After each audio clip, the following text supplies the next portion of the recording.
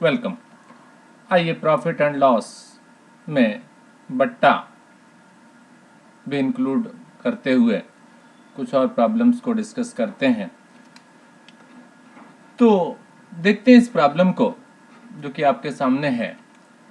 इसमें बोला गया मुझे कि एक कंपनी अपने ग्राहकों को 15% बट्टा देती तथा 19% लाभ कमाती। बट्टा और लाभ दोनों चीजें हो गई। अगर मुझे इससे कॉस्ट प्राइस यानी क्रय मूल्य निकालना हो तो उसके लिए मेरे पास सीधा सीधा नियम है, 100 में से माइनस कर दीजिए बट्टे का कितना परसेंटेज, यानी 100 में से माइनस कर दें आप 15 को, तो आपके पास कॉस्ट प्राइस 85 आ गई। ठीक है। इसके बाद कहता है 19% लाभ कमाती, तो इससे मेरे पास मार्क्ड प्राइस यानी अंकित मूल्य निकल सकता है। कैसे? 100 में प्रॉफिट का परसेंटेज प्लस कर दीजिए, कितना हो गया जी? 100 जमा 19 यानी 119। इसका मतलब 119 अगर मार्क्ड प्राइस है उस पर 19% लाभ के बाद कॉस्ट प्राइस जो है वो 85 रह गया जी। ठीक है। आइए और आगे बढ़ते हैं।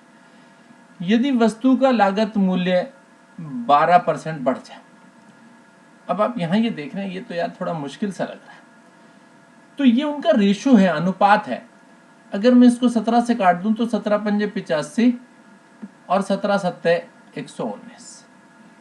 अब ये भी थोड़ा मुश्किल सा है जी।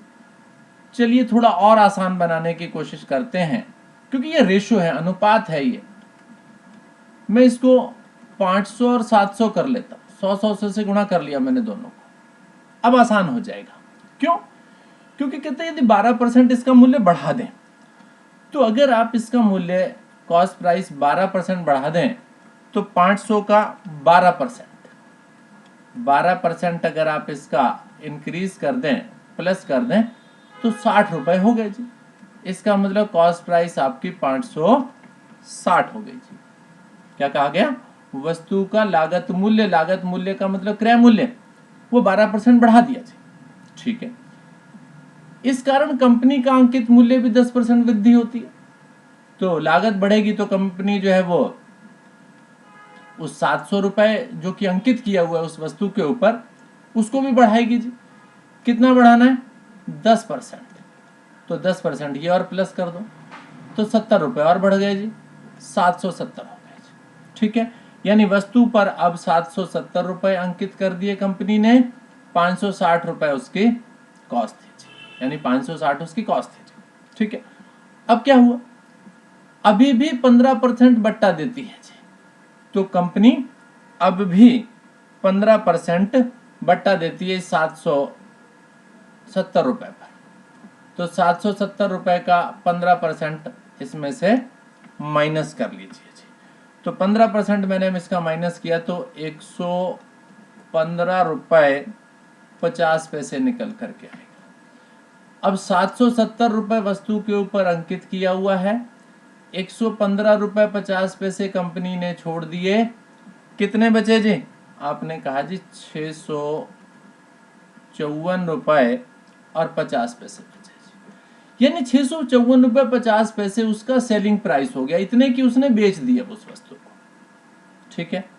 560 उसकी कीमत आ रही थी, लागत आ रही थी जी। 654 रुपए 50 पैसे उसने इस पर सेलिंग प्राइस दे दिया जी। बताइए जी कितना ज्यादा है इससे? तो जितना भी ज्यादा है वो उसका क्या हो गया? प्रॉफिट हो गया जी। तो 654 रुपए 50 पैसे में से आपने ये 560 माइनस कर लिया जी, तो आपके पास 94 रुपए 50 पैसे का आपको प्रॉफिट हो गया। कितना कॉस्ट प्राइस था जी?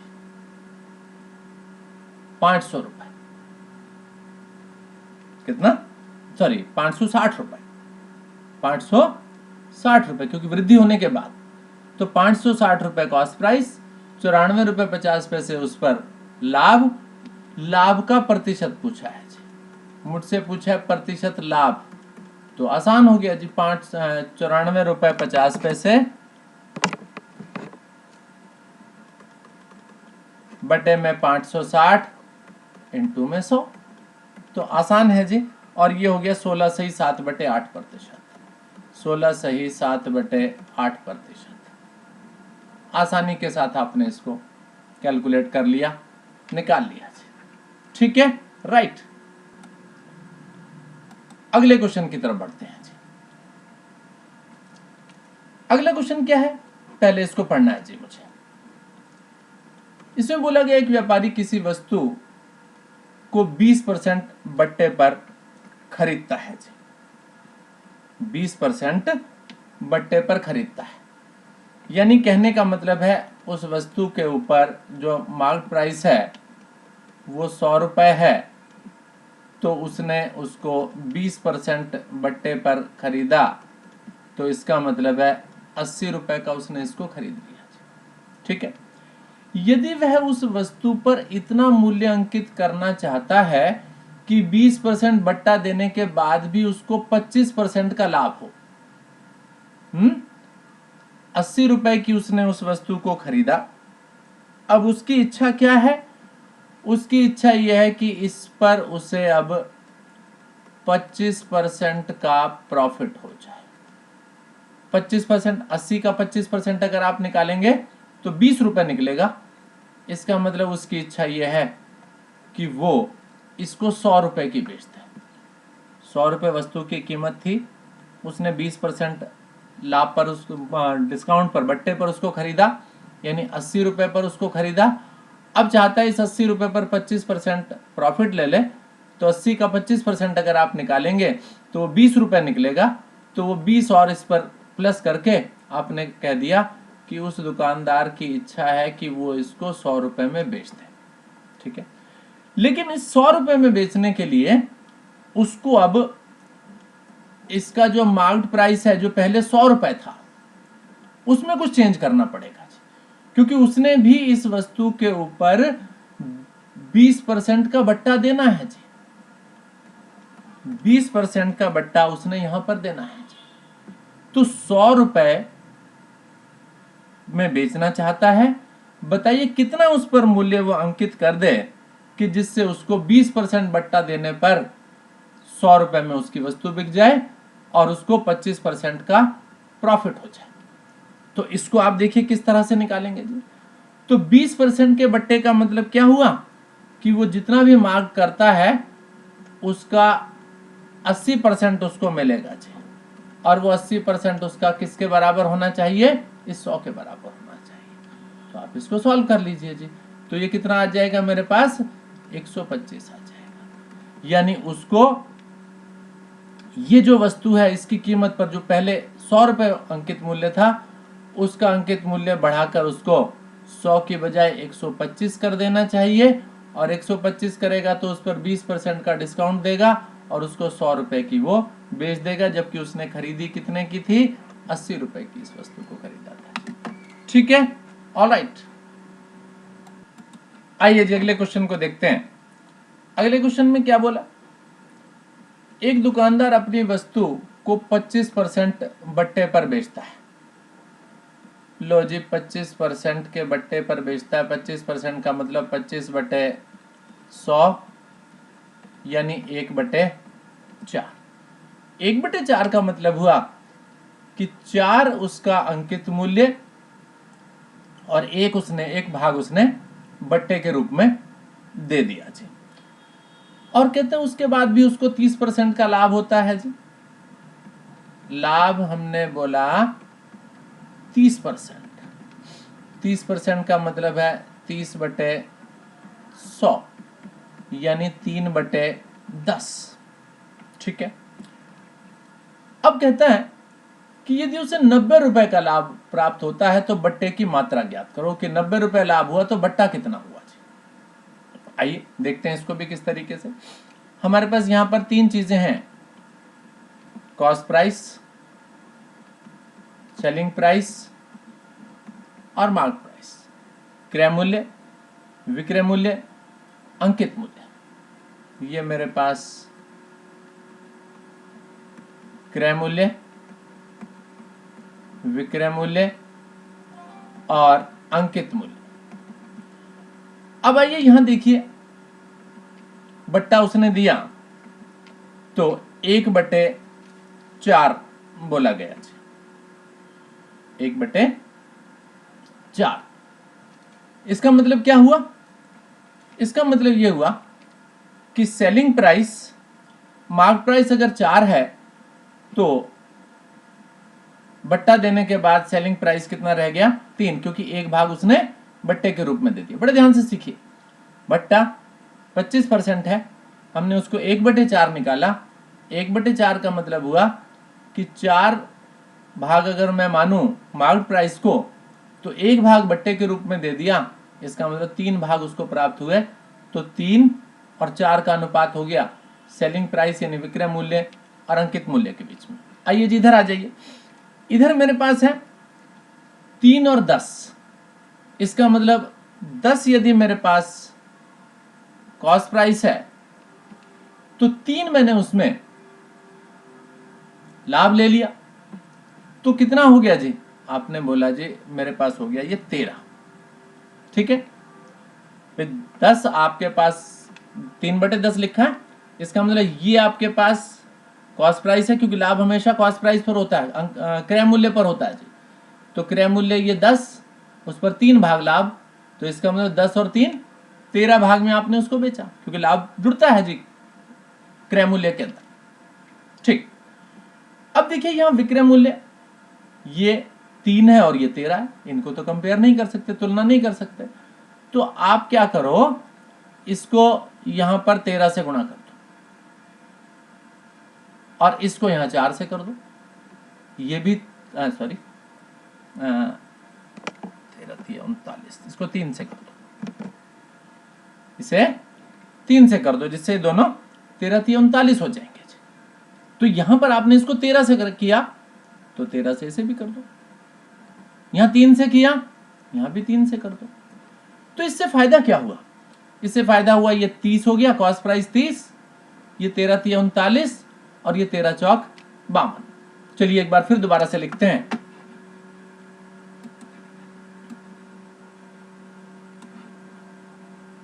इस कॉस्ट प्राइस को,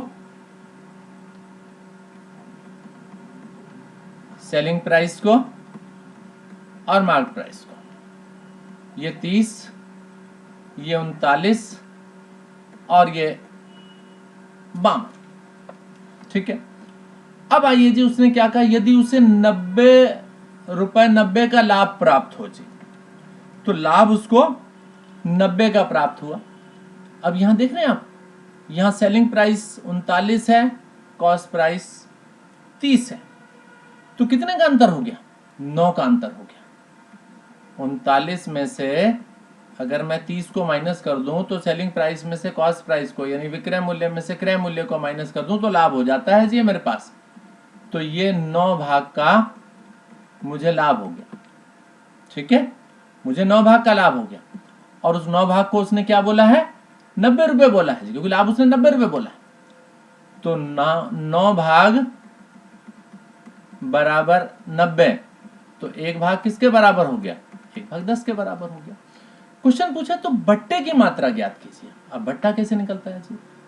अंकित मूल्य में से विक्रय मूल्य को माइनस करो, तो मुझे क्या प्राप्त होगा?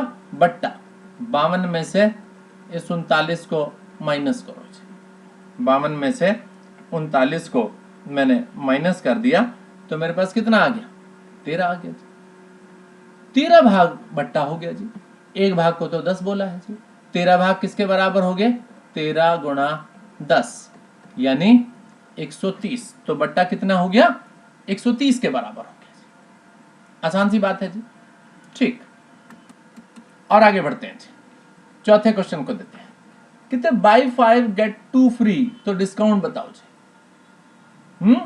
यानी आपसे मार्केट में आपने देखा होगा 5 चीजें खरीदो 2 मुफ्त में पाओ, ऐसा कुछ होता है ना।